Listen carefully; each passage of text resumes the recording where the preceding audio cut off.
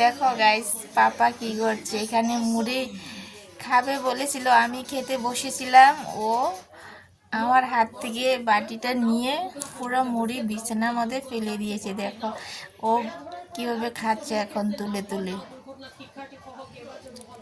পাপা, আমি মুড়ি খাবো না, খাবো না, আমাকে খেতে দিবে না।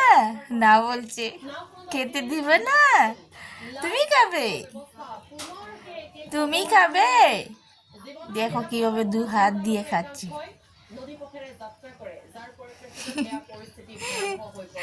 এটা লাগে, এটা না, এটা না। দেখো বাটি থেকে নিয়ে খাচ্ছে। মুড়িটা বেশি খেতে ভালোবাসে। দেখো মুড়ির উপরে বসে আছে ও এখন।